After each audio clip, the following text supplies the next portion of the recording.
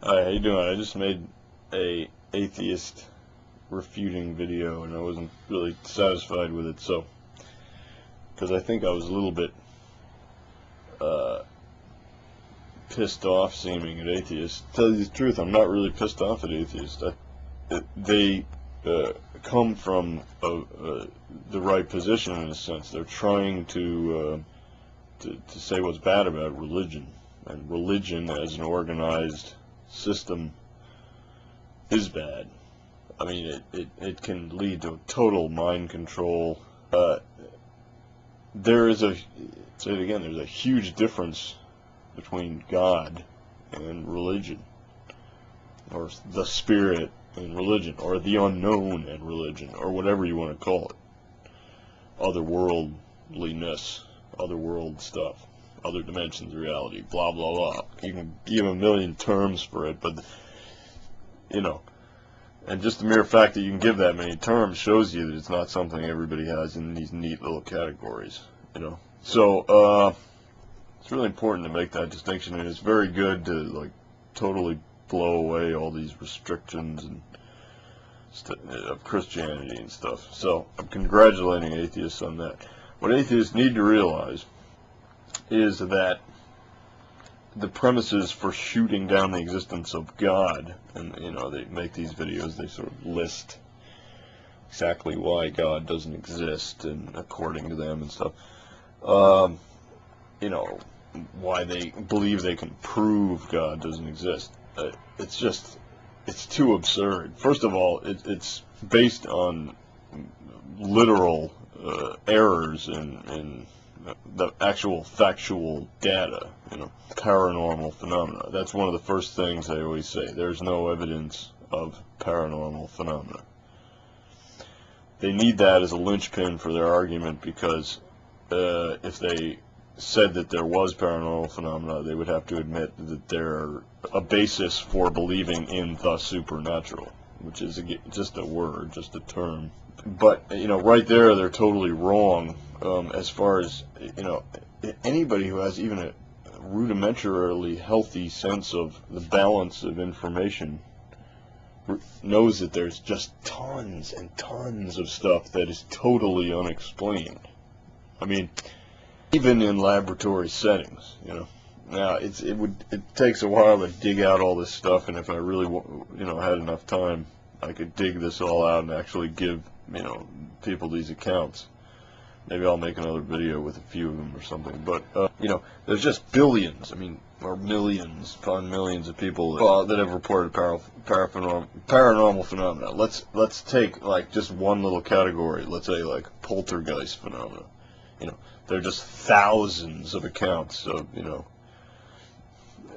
know, being in houses where things fly across the room and smash into walls, and, you know, chairs levitate and nobody knows why, and they're scared and they're trying to make it stop. And, you know, I mean, you would have to, if you wanted to prove that all these people are just little charlatans faking things up or misperceive. How do you misperceive a chair flying across the room? Tell me that. I mean, how do you, you know, how does a whole family, you know, that's been tormented by plates flying off walls, you know, how do you put that in the category of people that are, you know, sort of want attention or something, or want to play a little prank? You know, you don't, just an ordinary, it doesn't take some big, huge, you know, effort to prove or disprove something. Just an ordinary sense of informational balances says that, okay, like, tons and tons of people have reported this. They're not all, if it had never occurred and nothing like that ever happened, then it would just be a few people trying to make things, a few little charlatans or pranksters. You know, it would be far less numerous in the number of accounts, first of all, you know, and secondly, they'd be much more easily disproved. And that's only one little category, okay? I mean, and let's take out-of-body experiences and people going and meeting God, what they call God. You know, I mean, that has occurred millions upon millions of times in all kinds of cultures, and probably with the trappings of their own specific religious belief systems, but it's happened so many times, and people swear by it. You know, it would be in the millions. I mean, you probably couldn't read in your lifetime all the accounts of out-of-body experiences, of seeing things that were happening at other locations, which has also been totally proven. You know, I mean, right there, you've got a paranormal thing. I mean, how can somebody go out of their body and see what's going on somewhere else? If somebody wants to argue whether that's actually happened, then it's only a matter of going to, you know, one of this huge volume of paranormal data and finding examples and asking the person, well, how can you disprove that then? Are they just lying or making something up? Millions upon millions of people?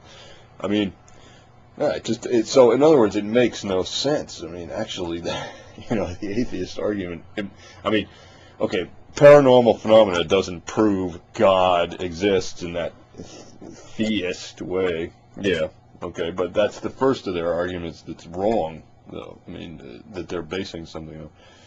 But, I mean, you know, that leads all the way up to what I was just talking about, you know, I mean, yeah, let's say, I mean, out-of-body experiences, okay, that's another whole area of paranormal phenomenon. It's been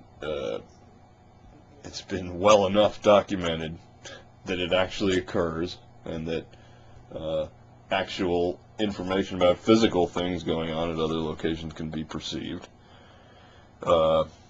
where the body, in a different location than where the body is. And then you've got people, you know, going and talking to a being of light and stuff like that. Obviously, that's all open to conjecture, but what would prove it? I mean, you know, that's one thing these atheists don't specify. What would prove that this stuff exists? How do you prove God exists anyway? That it's sort of a nonsensical question. How do you prove, in terms of what some theist says, that I guess the theist view is that there's a God sort of there that created the whole thing and wants certain things to happen, and or is that deism? I can't remember. Deism? No, I think deism is just that there was a source and then it's sort of not involved in it. You know, it's sort of impersonal or something. But clearly, both of those are just very limited views. Look, all limited belief systems are doomed to being blown apart by the unknown. You don't know what's out there. It's incredibly much huger than you. You don't know any more than you you don't know everything about it, and no limited belief system will give you the whole picture or anything like the whole picture. So that's important, first off. So you're very right to question these religious belief systems. There's something that got out of hand and turned into absolute bullshit, a small limited attempt to picture the unknown or the invisible or the other worlds, or, you know, the spirit. But, you know, as an atheist, your own little, you know, God doesn't exist doesn't amount to any more than that. That's a very limited little belief system, and as you know, as I've just noted, is based on ignoring you know, incredible amounts of data, you know, just unexplained data, just tons of it. I mean, they always say there's no proof, but what would be proof? I mean, they don't really specify what's proof of God. What you know, Christian, is it proof of Christianity, or is it proof of God? God is not Christianity. That's some misconception that's going on here. So, you know, no more than some tribal Aboriginal religion is God. I mean, this is the way people in a culture that, first of all, started to understand it and then standardized it. And that standardization is the problem with it. That, you know. Anyway, that's all I have to say. Just think about it. See you.